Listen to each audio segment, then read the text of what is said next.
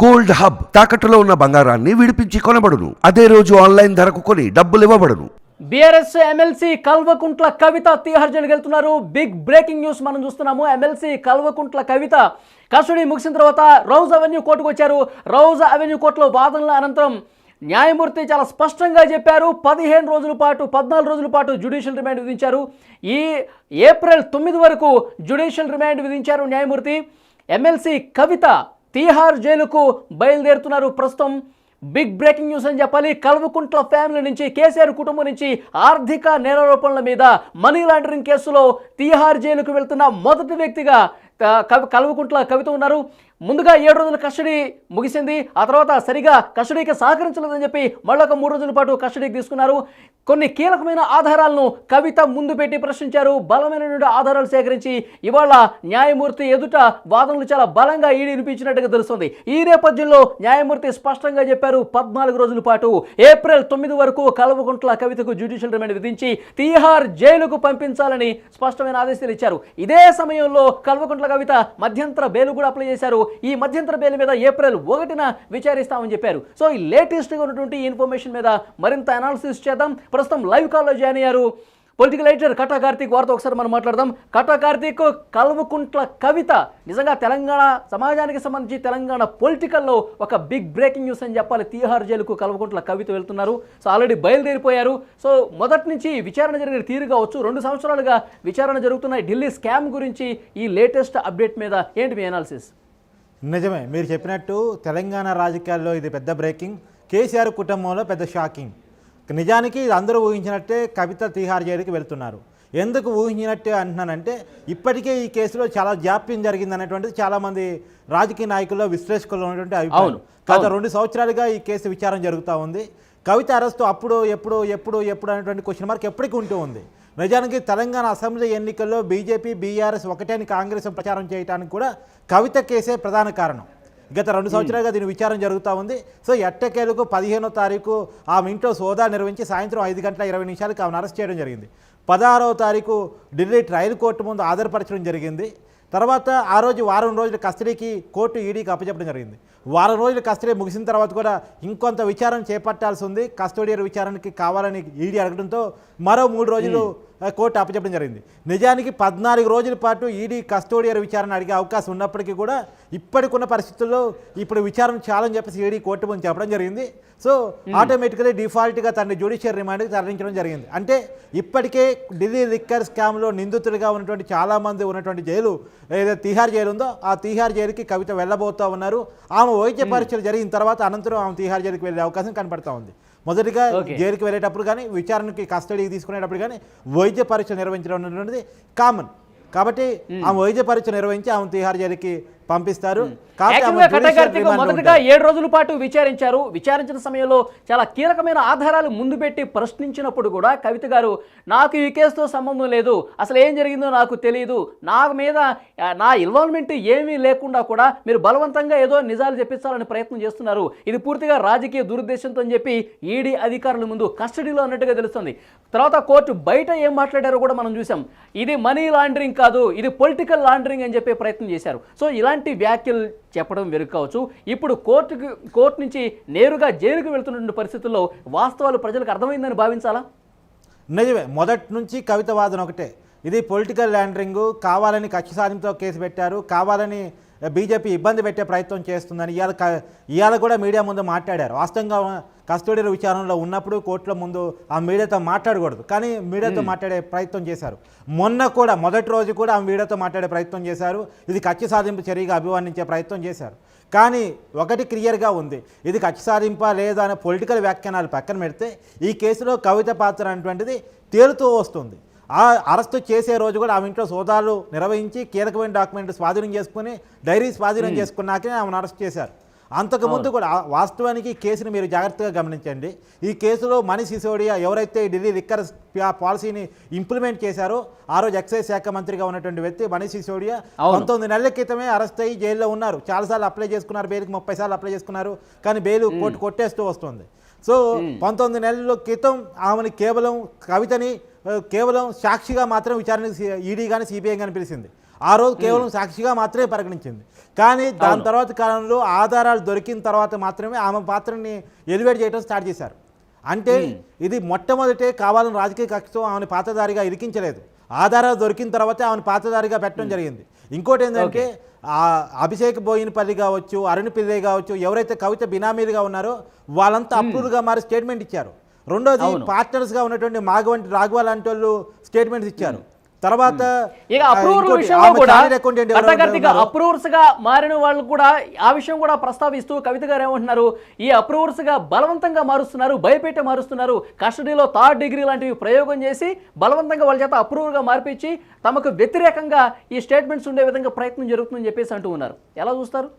సరే, కొన్ని సైట్ ప్రశ్నలను నేను మీతో అంటే మీ ద్వారా ప్రజలకు వివరించే ప్రయత్నం చేస్తాను. ఆమె కొన్ని పోల్ని పగలగొట్టిన మాట వాస్తవం అవునా కాదా? తర్వాత ఆ పోల్ని ఈడీ గట్టిగా అడిగిన తర్వాత తీసుకొచ్చి ఈడీకి అప్పచెప్పడం జరిగింది. కానీ ఆ ఫోన్లో సమాచారాన్ని ధ్వంసం చేసిన మాట వాస్తవం కాదా? ఇప్పుడు మనం ఫోన్ను అప్డేట్ వచ్చిందని ఫోన్ మార్చుకునే ప్రయత్నం చేస్తాం. పాత ఫోన్ ఎవరికైనా ఇస్తాం, లేదంటే మన మెమరీ అయితే దాచుకుంటాం. కానీ పగలగొట్టే ప్రయత్నం చేస్తాం సహజంగా.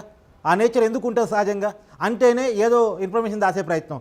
రెండోది, కవిత చార్టెడ్ అకౌంటెంట్ ఫోన్లో ఈడీ లిక్కర్ పాలసీ ఆమె మొబైల్లో దొరికింది. ఢిల్లీ లిక్కర్ పాలసీ డ్రాఫ్ట్ కవిత చార్టెడ్ అకౌంటెంట్ ఫోన్లో సహజంగా ఎందుకు దొరుకుతుంది? దొరికే అవకాశం ఎందుకు ఉంటుంది? ఇక ఢిల్లీకి తెలంగాణలో ఉన్న కవితకి ఉన్న సంబంధం ఏంటి అసలు? ఆ ఢిల్లీకి లిక్కర్ పాలసీ ఏమో చార్టెడ్ అకౌంటెంట్ ఫోన్లో డ్రాఫ్ట్ దొరకటం అంటేనే క్లియర్ కట్ ఎవిడెన్స్ కదా. ఇంకోటి, ఆమె ఇంట్లో క్లియర్ కట్ డాక్యుమెంట్స్ని ఈడీ స్వాధీనం చేయడం జరిగింది. ఆ ముందు ఆధారాలు పెట్టి విచారించడం జరిగింది. మేకా చరణ్ ఎవరైతే మేనల్డ్ ఉన్నారో, లేదు ఆడబెట్ట అఖిల ఎవరైతే ఉన్నారో వాళ్ళ ఇళ్లలో కూడా కీలకమైన డాక్యుమెంట్ దొరకడం జరిగింది.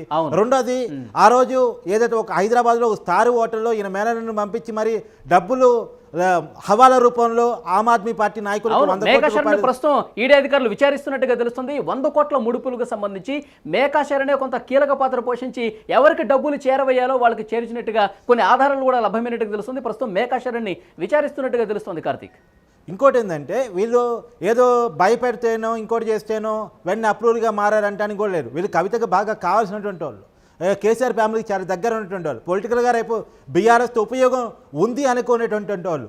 కానీ ఇలాంటి వాళ్ళు కూడా అప్రూవల్గా మారాలంటేనే తప్పని పరిస్థితుల్లో క్లియర్ కట్ ఎవిడెన్స్ని వాళ్ళ ముందు పెట్టిన తర్వాతే వాళ్ళు అప్రూవల్గా మారాలని చెప్పుకోవాల్సిన అవసరం అయితే కనపడుతుంది. సరే, వీళ్ళు అప్రూవల్గా ఈడీ మార్చిందా సిబిఐ మార్చిందా అనే ఒక్క విషయాన్ని పక్కన పెడితే ఇక్కడ దొరికిన ఎవిడెన్స్ అయితే నీ పాత్రను చూపిస్తుంది కదా. వాళ్ళు అప్రూవల్గా మారటం వల్ల పాత్ర చూపించడం స్టార్ట్ అయింది. కానీ తర్వాత ఆధారాలు దొరికాయి. ఇప్పుడు కవిత ఇంట్లో దొరికిన డైరీ చెప్తుంది. రెండోది, చార్టెడ్ అకౌంటెంట్ ఫోన్లో దొరికినటువంటి డ్రాఫ్ట్ చెప్తుంది. తర్వాత హవాలా రూపంలో మారిన డబ్బు చెప్తుంది. గోవాలో ఆమ్ ఆద్మీ పెట్టి 45 కోట్లు ఏదైతే ఎన్నికల్లో ఖర్చు పెట్టిందని ప్రూవ్ అయిందో ఎలక్షన్ కమిషన్ ద్వారా, ఆ 45 కోట్లకు సంబంధించినటువంటి డాక్యుమెంటు అవి హైదరాబాద్లో స్టార్ హోటల్లో చేతులు మారినటువంటి ఆ ఫుటేజ్ చెప్తుంది. ఇవి సాక్ష్యాధారాలుగా కనిపించట్లేదా? నేరాన్ని చూపించట్లేదా? ఇంకా పొలిటికల్ కేసు అని చెప్పేసి బుక్కాయించడంలో అర్థమేలా? ఇన్ని ఆధారాలు ఇన్ని సాక్ష్యాలు బయటికి కనిపిస్తున్నప్పటికీ కవిత ముందు పెట్టి ప్రశ్నించినప్పటికీ కూడా ఆమె ఈ రోజు కోర్టుకు వెళ్ళేటప్పుడు మాట్లాడింది పొలిటికల్ మనీ లాండరింగ్ అని చెప్పి కొన్ని ఉదాహరణలు కూడా చెప్తున్నారు. కేసుల్లో ఇన్వాల్వ్మెంట్ ఉన్న వాళ్ళు బీజేపీలో జాయిన్ అవుతున్నారు, వాళ్ళ మీద కేసులు లేకుండా పోతున్నాయి. కేసుల్లో ఇన్వాల్వ్మెంట్ ఉన్న వాళ్ళు టికెట్లు కూడా వచ్చేసినాయి ఈ లోక్సభ ఎన్నికల్లో పోటీ చేసేందుకు. సో వాళ్ళు భారతీయ జనతా పార్టీలో జాయిన్ అయితే వాళ్ళకి అసలు ఎలాంటి కేసులు ఉండవు. మేము ప్రతిపక్షంగా పాత్ర పోషిస్తున్నాము, సో మేము వ్యతిరేకంగా భారతీయ జనతా పార్టీకి ఉన్నాం కాబట్టి ఇప్పుడు జైలుకి వెళ్లాల్సిన పరిస్థితి వచ్చిందని చెప్పి కామెంట్ చేశారు. ఎట్లా చూస్తారు దీన్ని? అందుకనేనా కేసీఆర్ పై మేము బీజేపీలో ఎన్డీఏలో చేరుతాం, మా కేసీఆర్ ఆస్వాదించండి, ఆయన ముఖ్యమంత్రి చేసుకుంటామని అడిగింది. అంటే బీజేపీలో చేస్తే కేసులు పోతాయనే కేసీఆర్ ఆ ప్రయత్నం చేశాడా? అదే దాన్ని బట్టి అర్థమవుతుంది. మొన్న ఎంపీ ఎలక్షన్స్లో కూడా బీఆర్ఎస్ బీజేపీతో పొత్తు పెట్టుకోవడం కోసం చాలా ప్రయత్నం చేసింది. కానీ బీజేపీ సొంతగా ఎదగాలని బీఆర్ఎస్ని తినేయాలని చూస్తున్న బీజేపీ 10 ఎంపీలు ఇస్తే మేము మీతో పొత్తు పెట్టుకుంటాం అన్నది. 10 ఎంపీలు ఇస్తే ఒక 7 ఎంపీలు బీఆర్ఎస్ పోటీ చేయాల్సి వస్తుంది. అంటే బీఆర్ఎస్ కంటే బీజేపీ పెద్ద పార్టీ అని చెప్పేసి బీఆర్ఎస్ తనంతట తను ఒప్పుకోవాల్సి వస్తుంది. కాబట్టి తప్పని పరిస్థితిలో బీజేపీతో పొత్తుకు పోని పరిస్థితి. అంటేనే క్లియర్ కట్ ఎవిడెన్స్ బీజేపీతో పొత్తు పెట్టుకుంటే కవిత మీద కేసు పోతుంది, కవిత జైలుకి పోకుండా పోతుందని ఈ రాజకీయ కామెంట్స్, రాజకీయ పురాణం పక్కన పెడదాం వరి గారు. ఇప్పుడు మనకు మాట్లాడుకోవాల్సింది ప్రజల డబ్బును లూటీ చేయటం, ప్రజాప్రతినిధులుగా ఉండి ఆర్థిక నేరాలకు పాల్పడటం. ఇది తీవ్రమైనటువంటి నేరం.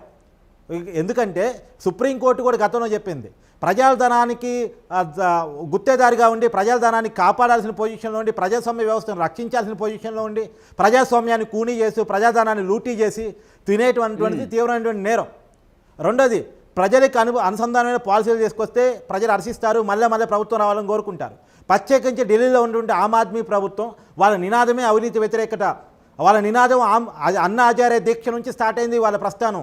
అన్నా హజారే అవినీతికి వ్యతిరేకంగా ఈ దేశంలో ఉన్న రాజకీయ పార్టీలు అన్నీ కూడా అవినీతిలో కూరుకొని పోయాయి.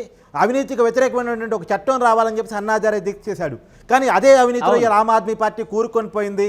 అది కూడా 2 వార్డ్స్ కల్వకుంట్ల కేసీఆర్ కుటుంబం ద్వారా అవినీతిలో కూరుకొని పోయింది. ఈ లిక్కర్ కేసుకు సంబంధించి పూర్తిగా కింగ్ పిన్ గా, అంటే ఓవరాల్ కేసుకు సంబంధించి పూర్తిగా కింగ్ పిన్ గా ఉన్నది కేజ్రీవాల్. ఈ సౌత్ గ్రూప్ను లీడ్ చేసి 100 కోట్ల రూపాయలు ముడుపులు ఇచ్చే ప్రయత్నం చేసింది కల్వకుంట్ల కవిత. ఎవరైతే ఇన్ని రోజుల పాటు అరెస్ట్ కాలేదని చెప్పారో వాళ్ళిద్దరూ కూడా అరెస్ట్ అయ్యారు. ఇప్పుడు కవిత గారు ఎలాగో జైలుకి వెళ్తున్న పరిస్థితి మనం చూస్తున్నాం. ముఖ్యంగా కట్ట కార్తీక్ ఒక విషయం, మధ్యంతర బెయిల్ కూడా అప్లై చేసుకున్నారు. ఏప్రిల్ 1వ తారీఖున దీని మీద విచారణ చేస్తామని చెప్పారు. ఇంతకుముందు మీరు ఒక ప్రస్తావన తీసుకొచ్చారు, మనీష్ సిసోడియా 19 నెలల పాటు బెయిల్ రాకుండా జైల్లో ఉన్నారని. ఇప్పుడు మధ్యంతర బెయిల్ అప్లై చేసిన పరిస్థితుల్లో బెయిల్ వచ్చే అవకాశం ఉందా? ఓకే, బెయిల్ అనేది తన రైట్, తను అప్లై చేసుకునే హక్కు ఉంది. తనకు తెలుసు ఆర్థిక నేరాల విషయంలో నార్మల్ బెయిల్ రావడం అవకాశమే లేదన్న విషయం కవితగా బాగా తెలుసు. కవిత తరపు న్యాయవాదులు కూడా, అంటే ఈ కేసును జాగ్రత్తగా పరిశీలిస్తే ఇందాక మీరు చెప్పిన ఉదాహరణ, మనీష్ సిసోడియా 30 సార్లు అప్లై చేసుకుంటే 19 నెలలుగా ఇంతవరకు బెయిల్ రాకుండా తిహార్ జైల్లో గడుపుతున్నారు. కాబట్టి కవితకి ఎట్టి పరిస్థితుల్లో కూడా బెయిల్ వచ్చే అవకాశం లేదు. అందుకని పిల్లగాళ్ళ పరీక్షల్ని చూపించేసి తన మధ్యంతర బెయిల్ అడుక్కున్నారు. సరే, బెయిల్ అడుక్కోవటాన్ని మనం తప్పు అనడం తన రైట్ అది. కానీ ఈ కేసులో మధ్యంతర బెయిల్ని ఏప్రిల్ 1వ తారీఖు కోర్టు వాయిదా వేయడం జరిగింది. ఆ రోజు విచారణ చేపడతామని చెప్పడం జరిగింది. కానీ ఈ కేసులో మధ్యంతర బెయిల్ రావడం కూడా అంత ఈజీ కాదు.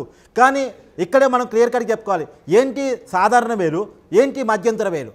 సాధారణ బెయిల్ అంటే ఆల్రెడీ కేసులో నిందితుడిగా ఉండి దోషిగా తేలినంత వరకు వీరైన సాక్ష్యాధారాలు సేకరించిన తర్వాత వాళ్ళకి ఇక బయట తిరగొచ్చు, దోషిగా లేదా నిర్దోషిగా తేలేంత వరకు వాళ్ళకి రైట్ ఉంటుంది. అది నార్మల్ బెయిల్ అంటారు దాన్ని, నార్మల్ బెయిల్. కానీ మధ్యంతర బెయిల్ కొన్ని కండిషన్తో కొంత కాల పరిమితితో ఇస్తారు.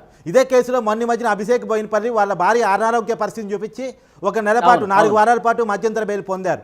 అలాంటి మధ్యంతర బెయిల్నే, అంటే పిల్లల ఎగ్జామ్స్ ముగిసే వరకు నాకు మధ్యంతర బెయిల్ కావాలని కవిత అడగటం జరిగింది. అంటే ఏదో రకంగా బయటికి రావాలి, ఏదో రకంగా ఈ కేసు నుంచి ఇప్పుడు కస్టడీలో ఉన్నప్పుడు చాలా కొన్ని కీలకమైన ప్రశ్నలు వస్తున్నాయి, కొన్ని కీలకమైన ఆధారాలు రాబట్టే ప్రక్రియ ప్రస్తుతం ఈడీ చేస్తుంది. సో దీని నుంచి బయటపడాలి, ముందు ఈ కస్టడీ నుంచి బయటపడాలి అని చెప్పి భావించే, ఎంతో కొంత ఉపశమనం పొందాలని భావించే ఇట్లా మధ్యంతర బెయిల్ అప్లై చేసుకున్న పరిస్థితి ఉందా? సహజంగా కావచ్చు, ఎవరైనా ఎలా బెయిల్ రప్పించుకోవచ్చు, ఎలా బయట రావచ్చు. ఎందుకంటే తిహార్ జైలుకి పోవడం ఎవరికి ఇష్టం ఉండదు. రెండోది కేసీఆర్ కుటుంబంలో, మీరు మొదటి స్టేట్మెంట్లోనే నేను చెప్తున్నాను, కేసీఆర్ కుటుంబంలో మొట్టమొదటి వ్యక్తి జైలుకి పోతున్న వ్యక్తి, అందులో తిహార్ జైలుకి పోతుంది. తిహార్ జైలు దేశంలో ఉన్నటువంటి ప్రధాన జైలులో తిహార్ జైలు మొదటిది అని చెప్పుకో రకంగా.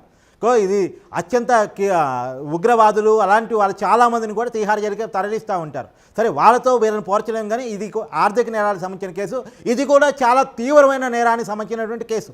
కాబట్టి ఈ కేసులో ఉన్నటువంటి మాగంటి రాఘవ తిహార్ జైలుకి వెళ్ళాడు. ఈ కేసులో ఉన్నటువంటి మనీష్ సిసోడియా తిహార్ జైల్లో గడుపుతున్నారు. ఇప్పుడు కవిత వెళ్ళబోతుంది. 28వ తారీఖుతో కేజ్రీవాల్, ఢిల్లీ సీఎంగా ఉన్నటువంటి కేజ్రీవాల్ కస్టోడియల్ విచారణ కూడా ముగియబోతుంది. కాబట్టి మరి కొంతకాలం కస్టడీకి ఈడీ అడిగితే కోర్టు చెప్తే మరో కొంతకాలం కస్టడీకి పోయే అవకాశం ఉంది. లేదంటే కేజ్రీవాల్ కూడా ఇదే తిహార్ జైలుకి వెళ్తున్నాడు. కాబట్టి ఈ కేసులో కేజ్రీవాల్ ని కవితని ఎదురెదురుగా కూర్చోబెట్టి కస్టడీకి తీసుకొని విచారించే పరిస్థితి అని చెప్పేసి గత వారం రోజులుగా చర్చ జరుగుతున్న పరిస్థితి మనం చూసాం. కానీ ఇంతవరకు కూడా కేజ్రీవాల్ ని కవితని ఎదురెదురుగా కూర్చోబెట్టి విచారించలేదని ఒక సమాచారం వస్తుంది. ఇప్పుడు ఏప్రిల్ 1వ తారీఖు మధ్యంతర బెయిల్ రాకపోవచ్చు, మళ్ళీ కస్టడీకి తీసుకునే అవకాశం ఉండొచ్చు. అప్పుడు కేజ్రీవాల్ ని కూర్చోబెట్టి వాళ్ళ దగ్గర ఉన్నటువంటి బలమైన ఆధారాలను ముందు పెట్టి ప్రశ్నించే అవకాశం లేకపోలేదు. ఏప్రిల్ 1న మధ్యంతర బెయిల్ క్వశ్చన్ మార్క్ కనిపిస్తుంది. ఏమంటారు, నిజమేనా? అవును, ఇక్కడే మనం ప్రజలకు కూడా క్లియర్ కట్ ఇన్ఫర్మేషన్ కూడా ఇవ్వాలి. ఇప్పుడు ఈడీ కస్టడీ ముగిసినట్టే, ఇప్పుడు ఓన్లీ రిమాండ్కి వెళ్తుంది, తిహార్ జైల్లో గడుపుతారు, ఇప్పుడు కస్టడీ అనేది ఉండదు అని చెప్పేసి కొన్ని భావించే అవకాశం ఉంది. లేదు, ఈడీ ఇంకా కస్టడీకి అడిగే అవకాశం ఉంది. కస్టోడియర్ అంటే అప్పుడేందో జ్యుడిషియరీ కస్టడీ అవుతుంది. అది ఆల్రెడీ జ్యుడిషియరీ రిమాండ్లో ఉన్న వ్యక్తిని కస్టడీకి అడిగితే జ్యుడిషియరీ కస్టడీ అవుతుంది. అది మెజిస్ట్రేట్కి చెప్తూ ప్రతి విషయాన్ని అప్డేట్ చేస్తూ చేసే కస్టడీ అవుతుంది. సో తిహార్ జైల్లో ఉన్నప్పటికీ కూడా ఇంకొంతకాలం కస్టడీ అవసరమైతే జడ్జి గారి ముందు ఎందుకు కస్టడీకి అడుగుతున్నామో ఈడీ చూపించగలిగి ఆమెకి మరోసారి కస్టడీకి తీసుకునే అవకాశం ఉంది. ఇప్పుడు ఎందుకు కస్టడీకి ఈడీ అడగట్లేదంటే ఈ కేసులో ఇంకొంత పురోగతి రావాల్సి ఉంది. ఒకవైపు ప్యారలల్గా మీరు చూడండి, ఒకవైపు కవితని మన ఎంక్వైరీ చేస్తూనే ఇంకోవైపు కవిత బంధువులలో ఈడీ సోదారు కావచ్చు, ఈవెన్ నిజామాబాద్లో కవిత బినామీలుగా భావిస్తున్నటువంటి 2 మాజీ ఎమ్మెల్యేలు బీఆర్ఎస్ సంబంధించిన ఒక ఇద్దరు మాజీ ఎమ్మెల్యేలలో కూడా ఈడీ సోదాలు చేసినట్టు తెలుస్తూ ఉంది. సో ఇవన్నీ ఎవిడెన్స్ని ఇవాళ మేక చరణ్ ఎవరైతే కవిత బంధువు ఉన్నారో అతను కూడా ఎంక్వైరీ చేస్తూ ఉన్నారు. రెండోది కవిత భర్తను కూడా అదుపులో తీసుకొని ఎంక్వైరీ చేయాల్సి ఉంది. ఇప్పుడు కేజ్రీవాల్ విచారణలో ఎలాంటి వాస్తవాలు బయటకు తీసుకొస్తారు, ఎలాంటి ఆధారాలు సేకరిస్తారనేది కూడా చూడాల్సి ఉంది. ఇవన్నీ కోడీకరించి ఈ కేసులో మీరు ఇందా చెప్పారు, మొట్టమొదటి కిన్ పిన్ కేజ్రీవాల్ అయితే రెండో కిన్ పిన్ కవిత. ఎందుకంటే ఈ పాలసీని ప్రజల్లోకి బయటికి పంపించింది కేజ్రీవాల్ అయితే ఆ బయటికి పంపించడానికి కారణమైంది కవిత. సో వీరిద్దరిని కూర్చోబెట్టి ఎదురెదురుగా విచారించాల్సిన పరిస్థితి ఉంది. కాబట్టి నాకు తెలిసి ఏప్రిల్ 1 తర్వాత మరోసారి కస్టడీ కోసం ఈడీ అడిగే అవకాశం ఉంది. అప్పుడు జ్యుడిషియల్ కస్టడీకి కోర్టు ఒప్పుకునే అవకాశమే కనపడతా ఉంది ఈ కేసులో. ఓకే, కట్టకార్తిక్, మరొక ముఖ్యమైన విషయం, ఇప్పుడు ప్రస్తుతం జైలుకు వెళ్తున్నారు కల్వకుంట్ల కవిత, తర్వాత తీహార్ జైలుకి వెళ్ళే అవకాశం కనిపిస్తుంది కేజ్రీవాల్ కూడా. సో ఈ కేసుని పూర్తిగా క్లైమాక్స్కు ప్రస్తుతం చేరుకున్నటువంటి ప్రస్తుత పరిస్థితుల్లో నెక్స్ట్ పరిణామాలు ఏంటి అంటే, బెయిల్ చాలా వరకు 19 నెలల పాటు మనీష్ సిసోడియా రాని నేపథ్యంలో ఇక కేజ్రీవాల్ పరిస్థితి అంతేనా? బెయిల్ రాదా? మొత్తం తీహార్ జైల్లోనే సంవత్సరాల పాటు ఉండాల్సిన పరిస్థితి ఉందా? అంటే లీగల్ ఎక్స్పర్ట్ మనం కొద్ది రోజులుగా మనం ఇంటర్వ్యూలు చేస్తున్నాము హైకోర్టు అడ్వకేట్స్తో, బెయిల్ వచ్చే పరిస్థితి ఏమాత్రం కనపట్లేదు. దాంతోపాటు కొన్ని సంవత్సరాల పాటు జైల్లో ఉండాల్సిన పరిస్థితి, మనీ లాండరింగ్ చాలా సీరియస్గా యాక్షన్ తీసుకునే అవకాశం ఉందని చెప్తున్నారు. అదే జరగబోతోందా? నిజంగా ఈ కేసులో నెక్స్ట్ ఏం జరగబోతుంది, ఇది మీరు అడుగుతున్న ప్రధాన ప్రశ్న. ఈ కేసులో నెక్స్ట్ ఏం జరగబోతుంది అంటే, ఈ కేసు దాదాపు క్లైమాక్స్ దరి చేరుకుంది. ఎందుకంటే కీలకమైనటువంటి నిందితులు ఎవరైతే అరెస్టు కాలేదని ఇప్పటివరకు అనుకున్నారో, కవిత కేజ్రీవాల్ ఇద్దరు అరెస్ట్ అయ్యారు. వాళ్ళ నుంచి స్వీకరించాల్సిన ఆధారాలు స్వీకరిస్తూ ఉంది. ఈ కేసులో కనుక ఇక దోషులు నిర్దోషి అనేటువంటి ఒక వాదన కోర్టు చుట్టూ జరిగే అవకాశం ఉంది. ఒకవేళ వీళ్ళు కనుక దోషులుగా తేలితే తను కవిత ఒక ఎమ్మెల్సీ పదవిని, తనకున్నటువంటి ఎమ్మెల్సీ పదవిని కోల్పోవాల్సి వస్తుంది. కేజ్రీవాల్ తన ముఖ్యమంత్రి పదవిని, తనకున్న ఎమ్మెల్యే పదవిని కోల్పోవాల్సి వస్తుంది. కోల్పోవటమే కాదు 10 సంవత్సరాల పాటు ఎన్నికల్లో పోటీ చేయడానికి కూడా అర్హతను కోల్పోవాల్సి వస్తుంది. రాబోయే కాలంలో రాజకీయ పదవులు తీసుకోవడానికి కూడా ఇబ్బందికరంగా మారే అవకాశం కనబడుతుంది. ఇప్పటికే కేసీఆర్ కుటుంబంలో కూడా ఒక రకంగా రాజకీయంగా చూసినప్పుడు కేసీఆర్ కుటుంబాన్ని 2 కేసులు బాగా వేధిస్తున్నాయి. ఒకటి ఢిల్లీ లిక్కర్ స్కాము, రెండోది phone tapping case. Phone tapping కేసులో కేటీఆర్ వరకు ఆ కేసు పోయేటట్టు కనపడతా ఉంది. ఇప్పటికైతే ప్రభాకర్ రావు ఇంటెలిజెన్స్ చీఫ్ వరకు వెళ్ళింది, రేపు కేటీఆర్ వరకు వెళ్ళే పరిస్థితి కనపడతా ఉంది. ఇంకోవైపు కవిత డైరెక్ట్గా ఢిల్లీ లిక్కర్ స్కామ్లో అరెస్ట్ అయ్యారు, తీహార్ జైలుకి పోతా ఉన్నారు. రేపు దోషిగా తేలితే శిక్ష కూడా భారీ ఎత్తున ఉండే అవకాశం ఉంది. ఈ 2 కేసులు కేసీఆర్ని నిద్ర కూడా పోని పరిస్థితిలో ఉంది అని చెప్పుకోవాలి. ఇంకొక ముఖ్యమైన విషయం, కోర్టుకు హాజరయ్యే క్రమంలో కవిత గారి హావభావాలు ఒకసారి పరిశీలిస్తే కనుక ఆమె మీడియా ముందు, కెమెరా ముందుకు వచ్చి మాట్లాడుతున్నది రాజకీయపరమైనటువంటి చర్యలుగా కనిపిస్తున్నాయి అని చెప్పి, పొలిటికల్ లాండరింగ్ అని చెప్పి మాట్లాడటం మనం చూసాం. ఇంకొకటి సంజ్ఞ చూపిస్తున్నారు, పిడికిలు బిగిస్తున్నారు, చెయ్యి ఇట్లా అంటున్నారు. ఏంటి, ఎలా అర్థం చేసుకోవాలి దాన్ని? అంటే నేను ధైర్యంగా ఎదుర్కొంటున్నాననే ఏం చెప్పే ప్రయత్నం అనుకోవాలి మనం? నేను ఇక్కడ కూడా క్లియర్ కట్ ప్రశ్న కవిత ముందు అంటున్నాను. పిడికలెత్తి బిగించే ముందు మరి నిజంగా పిడికలెత్తి పోరాడదలుచుకున్నప్పుడు ఈడీ పిలిచినప్పుడల్లా విచారణకు పోయి అదే పిడికలెత్తి పోరాటం చేస్తే ఈ అరెస్ట్ వరకు ముందు వచ్చేదో కాదో మీ నిర్దోషిత్వాన్ని నిరూపించుకోగలిగి ఉంటే. కానీ ఈడీ పిలిచినప్పుడల్లా ఎంక్వైరీ పోకుండా, ఎంక్వైరీకి సహకరించకుండా ఈడీ సిబిఐకి సాకులు చెప్పింది మీరు కదా, ఇవాళ ఎలా పిడికలెత్తుతారు? రెండోది కేజ్రీవాల్ కూడా 9 సార్లు సమన్లు వస్తే, నోటీసులు వస్తే లేదు వేరు కారణం చెప్పి ఆయన ఎంక్వైరీకి వెళ్ళలేదు. అంటే ఎంక్వైరీకి సహకరించకపోగా ఇవాళ ఎంక్వైరీ చేస్తున్నప్పుడు, కోర్టుకు పోతున్నప్పుడు పిడికిలెత్తి చూపించడం అంటే ఏమర్థం చేసుకోవాలి? సరే, రాజకీయ నాయకులుగా మీరు ప్రజలకు ఏదో సందేశం పంపదలుచుకుంటే పంపించేకోండి. వాళ్ళ రాజకీయ నాయకుల మనసత్వం అలా అంటే తప్పు చేసినట్టు దొరికిపోయినా సరే మేకపోతు గాంభీర్యాన్ని ప్రదర్శించడం అంటే ఇదే అని చెప్పి వారి రాజకీయ ప్రత్యర్థులు కూడా విమర్శలు స్టార్ట్ చేశారు. నిజంగా మేకపోతు గాంభీర్యమేనా, లేకపోతే ఏ తప్పు చేయలేదు నన్ను ఇరికిస్తున్నారని చెప్పి ప్రయత్నమా? ఎట్లా అర్థం చేసుకోవాలి? ఏ తప్పు చేయలేదు అనడానికి అవకాశం ఉండే పరిస్థితి ఉంటే ఎందుకు జ్యుడిషియల్ రిమాండ్ కోర్టు విధిస్తుంది? ఎందుకు కస్టడీకి కోర్టు చెప్పిద్ది? ఇప్పుడు ఎంక్వైరీ సంస్థలు నిజానికి పొలిటికల్ కక్షతోనే అరెస్ట్ చేశాయి అనుకుందాం, ఒక నిజంగానే అదే అనుకుందాం. మరి ఎంక్వైరీ సంస్థలు ఏ ప్రూఫ్స్ పెట్టకుండానే కస్టడీకి కోర్టు అప్పచెప్పిందా? ఏ ప్రూఫ్స్ కోర్టు ముందు పెట్టకుండానే జ్యుడిషియల్ రిమాండ్ కోర్టు వేసిందా? ఏ ప్రూఫ్స్ లేకుండానే మనీష్ సిసోడియాకి 30 సార్లు బెయిల్ రిజెక్ట్ చేసిందా? అంటేనే ఇక్కడ ఎవిడెన్స్ ఉంది, ఎవిడెన్స్ లేకుండా ఏం లేదు. ఇందాక నేను అందులోనూ ఎవిడెన్స్లో కొన్ని మాటలు కూడా మీతో చెప్పాను. ఇప్పుడు ఫోన్లు పగలగొట్టింది ఈ కేసులో, మరి ఎందుకు ఏ ఎవిడెన్స్ని మాయం చేద్దామని ఫోన్లు పగలగొట్టారు? సహజంగా ఫోన్లు పగలగొట్టే నేచర్ ఎవరికి ఉంటుంది? రెండోది డాక్యుమెంట్లు, కవిత చార్టెడ్ అకౌంట్ ఫోన్లో దొరికిన డాక్యుమెంట్ సాక్ష్యం కాదా? ఇంకా నేరం కాదు లేదు అని బుకాయించడం అనేది కరెక్ట్ కాదు. రెండోది ఇంకొక ఎంక్వైరీ ముఖ్యమైన విషయం గడ్డా కార్తీక్, గోరంట్ల బుచ్చిబాబు ఎవరైతే ఆడిటర్ ఉన్నారు, ఎప్పుడు తనతో వెంట ఉండే ఆడిటర్ కూడా అప్రూవర్ గా మరి కొన్ని సాక్ష్యాలు ఇచ్చినట్టుగా తెలుస్తోంది. దాంతోపాటు వ్యక్తిగత సహాయకులు ఎవరైతే ఉన్నారో వారు కూడా అప్రూవర్ గా మరి కొన్ని కీలకమైన సమాచారం ఇచ్చినట్టుగా తెలుస్తోంది.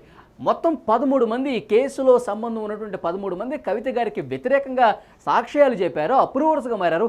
ఆ డాక్యుమెంట్స్ అన్నీ కూడా ముందు పెట్టి ప్రశ్నించినట్టుగా తెలుస్తోంది. సో ఇప్పుడు పిడికిలు బిగించినంత మాత్రాన అది మేకపోత ఇంకొక బ్రేకింగ్ కూడా మీకు చెప్తున్నాను వాళ్ళు. ఇప్పుడు వాస్తవంగా ఢిల్లీ లిక్కర్ స్కీమ్ అయితే అనేది స్కామ్ అయితే ఏంది అంటే స్కీమ్ ద్వారా వచ్చిన స్కామ్, ఈ విషయంలో ఎంక్వైరీ నడుస్తూ ఉంది.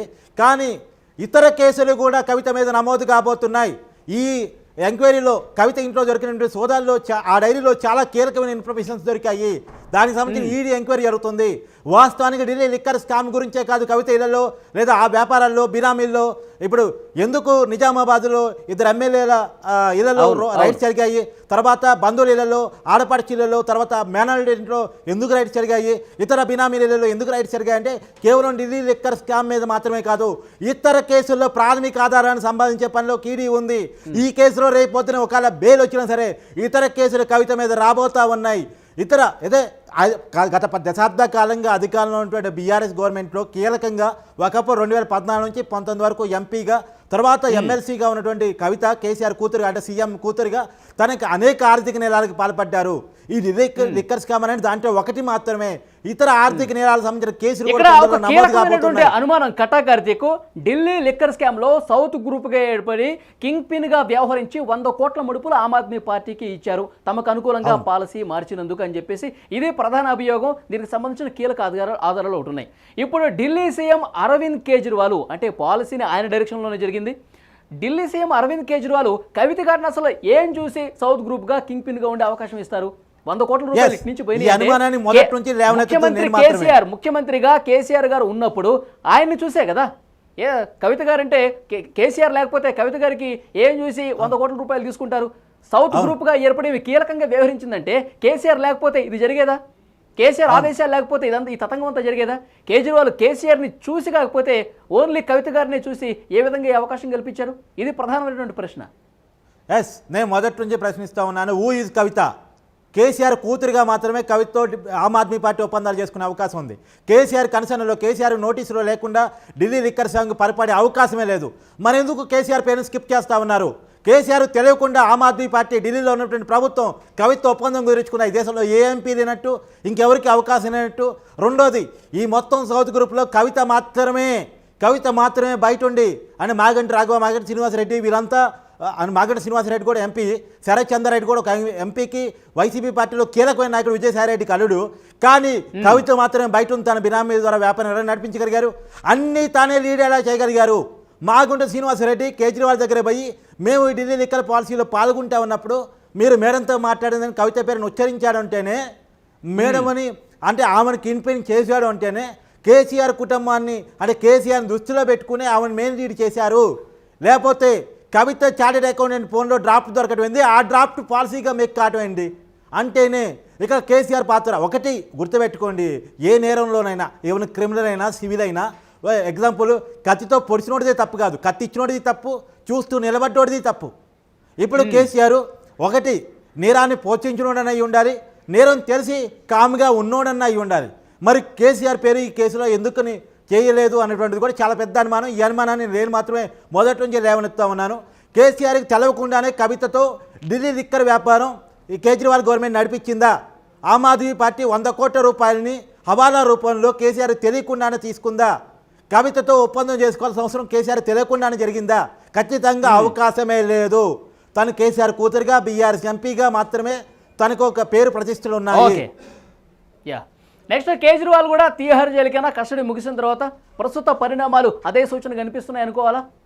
ఖచ్చితంగా మనకు అంటే ఇప్పటి వరకు ఈ కేసును జాగ్రత్త గమనిస్తే అదే కదా. మరి ఇప్పటి వరకు మనీష్ సిసోడి ఎలా వెళ్ళాడు, మాగంటి రాఘవ ఎలా వెళ్ళాడు, అరుణ్ పిల్ల ఎలా వెళ్ళాడు, అభిషేక్ బోయిన్పల్లి ఎలా వెళ్ళాడు, ఇప్పుడు కవిత ఎలా వెళ్తున్నారు, రేపు కేజ్రీవాల్ కూడా అంతే. ఎవరికి అంటే పదవుల ఆధారంగా, హోదాల ఆధారంగా ఉపశమనాలు చట్టాల్లో ఉండవు. కాకపోతే చట్టాలు అక్కడ జైలుకు పోయిన తర్వాత కొన్ని రాయితీలు కావాలని వాళ్ళు అడిగితే అది కోర్టు విఐపీ ఖైడీగా, వైట్ కార్డ్ ఖైడీగా, జైలుకు పోయినా ముఖ్యమంత్రి నేను జైలుకు పోయినా నేనే ఆదేశాలు ఇస్తాను, మొత్తం ప్రభుత్వం నేనే నడిపిస్తాను, నేను దాంట్లో కూడా ఒకటి ఉంది. దాంట్లో కూడా ఒక కారణం ఉంది. ఎందుకంటే వేరే వాళ్ళకి అప్పు చెప్తే మళ్ళీ అతను జైలు నుంచి బయటకు వచ్చిన సీఎం పదవి ఇవ్వకపోతే ఏం పరిస్థితి? కాబట్టి ఖచ్చితంగా నేనే ఉండాలని ఆయన కోరుకుంటారు. ఎందుకంటే రాజకీయ పార్టీలు, అది కూడా వ్యక్తి బేస్డ్ రాజకీయ ప్రాంతీయ పార్టీల్లో వాళ్ళకి వ్యక్తులే ముఖ్యం. సో కేజ్రీవాల్ రేపు జైలుకి పోయాడు, అతని మీద అపవాదం వచ్చింది, అవినీతి ముద్దలు పడ్డాయి.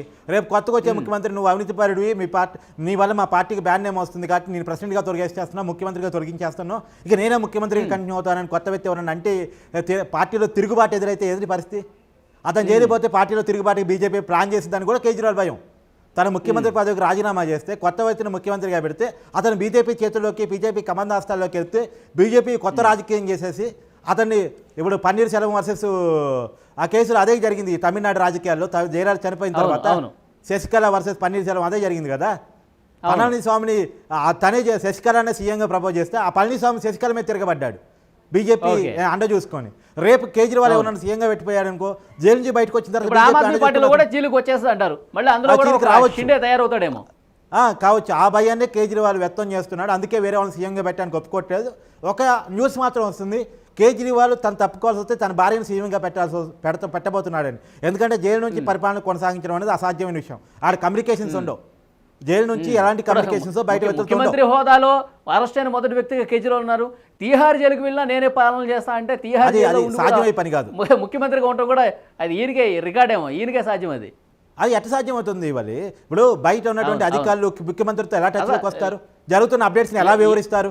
ఎస్ లింక్ ఉండదు, ఒక ల్యాప్టాప్ ఉండదు, ఎవరు మాట్లాడే పరిస్థితి ఉండదు. బయట నుంచి వచ్చిన వ్యక్తి ఎట్లా పరిపాలన చేస్తాడు? ఇంకా ముఖ్యమంత్రికి ఎట్లా కొనసాగుతారు? దీని మీద కూడా కొంచెం కోర్టులు డైరెక్షన్ చేయాల్సిన అవసరం ఉంది. అవును, ఈ విషయంలో ఇప్పటివరకు ఎప్పుడు ఎగ్జాంపుల్ ఎదురు కాలేదు కాబట్టి ఓకే. అంటే జయలలితకి అరెస్ట్ చేయాలనుకున్నప్పుడు ఆమె రాజీనామా చేసింది, పన్నీర్ సెల్వన్ ఆ రోజు ముఖ్యమంత్రిగా పెట్టి తర్వాత అరెస్ట్ అయ్యి జైలుకి వెళ్ళడం జరిగింది. ఎవరైనా అదే చేస్తారు. ఇప్పుడు లాలూ ప్రసాద్ విషయంలో కూడా రబ్రీదేవిని సీఎంగా ఉంచి తను జైలుకి వెళ్ళాడు లాలూ ప్రసాద్. కాబట్టి కానీ కేజ్రీవాల్ మాత్రమే తను సీఎంగా జైలుకు పోయినా నేను సీఎంగా ఉండాలని కోరుకుంటున్నాడు. అది ప్రాక్టికల్గా అది ఇబ్బందికరమైన పరిణామం. ఈ విషయంలో కోర్టు కూడా కొంత గైడ్ లైన్స్ ఇవ్వాల్సిన పరిస్థితి కనపడుతూ ఉంది. ఇంకొకటి ముఖ్యమైన విషయం, కవిత జైలుకు పోతుందని చెప్పేసి గతంలోనే చాలా రోజుల క్రిందటే జైలు నుంచి సుకేష్ చంద్రశేఖర్ 200 కోట్ల మనీ లాండరింగ్ కేసులో ఇప్పటికే జైల్లో ఉన్నటువంటి సుకేష్ చంద్రశేఖర్ ఒక లెటర్ రిలీజ్ చేసిన పరిస్థితి కూడా మనం చూసాం. కట్టగార్తీక్ అక్క అని సంబోధిస్తూ మనం దొరికిపోయాము, అప్రూవర్స్గా మారిన వాళ్ళందరూ కూడా మన విషయాలన్నీ బయట పెట్టేశాడు, సో మీరు తప్పించుకోలేరు, అరవింద్ కేజ్రీవాల్ను కూడా మీరు కాపాడే ప్రయత్నం చేస్తారేమో, ప్లీజ్ అక్క అట్లా మాత్రం చేయొద్దు, మనం దొరికిపోయామని చెప్పి ఆయన స్పష్టంగా వెల్కమ్ టు తిహార్ క్లబ్ అని కూడా పెట్టాడు ఆయన. అవును అవును, సుకేష్ మొదటి నుంచి కూడా తన లెటర్లతో హాటు హీటు పుట్టిస్తూ ఉంటాడు. అలానే మొన్న కూడా లెటర్ రాశాడు. అంటే వాస్తవంగా ఏంటంటే అందరికీ తెలిసిన విషయం, మొదటి నుంచి మనం కూడా చెప్తున్నాం, కవిత తీహార్ జైలుకి పోక తప్పదు. ఈ స్కీమ్లో ఎవిడెన్స్ ఆ రకంగా ఉంది. సహజంగా అరెస్ట్ అయిన తర్వాత జనరల్ ప్రొసీజర్ కూడా అదే. ఫస్ట్ అరెస్ట్ చేస్తారు, అరెస్ట్ చేసిన తర్వాత కస్టడీ ఆడతారు, కస్టడీ కడిన తర్వాత కస్టడీ అయిపోయిన తర్వాత జ్యుడిషియల్ రిమాండ్కి వెళ్తారు. అప్పుడు కవితకున్న ఏకైక బెయిల్ అప్లై చేసుకోవడం. ఈ కేసులో బెయిల్ అంత ఈజీ కాదు కాబట్టి తను తీహార్ జైలుకి వెళ్ళక తప్పదు అన్నటువంటి సహజనంగా. ఇది ఆల్రెడీ అనుభవం ఉన్నటువంటి సుకేష్ తన అనుభవాన్ని షేర్ చేసుకుంటే కవితక్క వెల్కమ్ అని చెప్పి చెప్తూ వస్తున్నాడు. ఈ విషయంలో కీలకమైన విషయాన్ని కూడా తన లెటర్లో ఎప్పటికప్పుడు పొందుపరుస్తూ ఉన్నాడు. కేజ్రీవాల్ వెల్కమ్ అని చెప్పేసి అంటాడేమో. ఎస్ అదే ఇప్పుడు ఉన్నటువంటి సమాచారం. తీహార్ జైలుకు ఎమ్మెల్సీ కవిత వెళ్తున్నారు. ముందు 7 రోజులు కస్టడీలో కొన్ని కీలకమైన విషయాలు ఈడీ అధికారులు రాబట్టారు. తర్వాత 3 రోజుల కస్టడీలో కూడా కొంత సమాచారాన్ని సేకరించారు. మరింత సమాచారం సేకరించాల్సిన అవసరం ఉంది. కీలక దశలో ప్రస్తుతం దర్యాప్తు జరుగుతున్న నేపథ్యంలో బెయిల్ ఇచ్చే అవకాశం లేదని కూడా కోర్టు భావించి 14 రోజుల జ్యుడిషియల్ రిమాండ్ విధించింది. తీహార్ జైలుకు కల్వకుంట్ల కవిత వెళ్తున్నారు. ఇక నేడో రేపో అరవింద్ కేజ్రీవాల్ కూడా తీహార్ జైలుకే అని చెప్పి కొన్ని సంకేతాలు అయితే వస్తున్నాయి. చూద్దాం నెక్స్ట్ పరిణామాలు ఏ విధంగా ఉంటే. ఏప్రిల్ 1వ తారీఖున మధ్యంతర బెయిల్ మీద విచారణ ఉంటుందని చెప్తున్నారు. ఆ రోజు ఏం జరగబోతుంది, ఆ తర్వాత పరిణామాలు ఎంత వేగంగా మళ్ళీ మారుతాయనేది కూడా చూద్దాం.